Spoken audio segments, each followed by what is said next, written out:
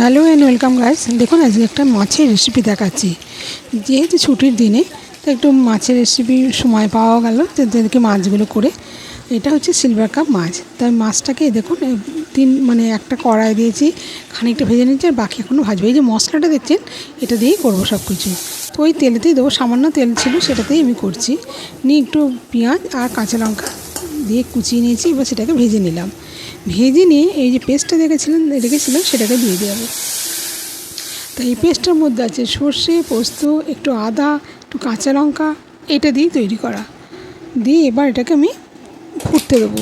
এবার এতেও আমি একটু নুন আর হলুদটা দিয়ে দেবো, আর একটু সামান্য আদা পেস্ট লঙ্কার সঙ্গে ছিল সেটাকে দিয়ে দিলাম।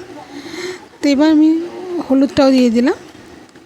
এবার নুনটাকে দিয়ে দেবো। নিয়ে যখন ফুটতে শুরু করবে তখন আমি মাছগুলোকে দিয়ে দেবো। দেখুন মাছগুলো কত সুন্দর লাল লাল করে ভেজে রেখেছি, মানে দুদিনও রেখে দেওয়া যাবে, কিছুই হবে না। তা যাই হোক, আমার দুদিন রাখার দরকার নেই, যেটা প্রয়োজন সেরকমভাবেই করছি।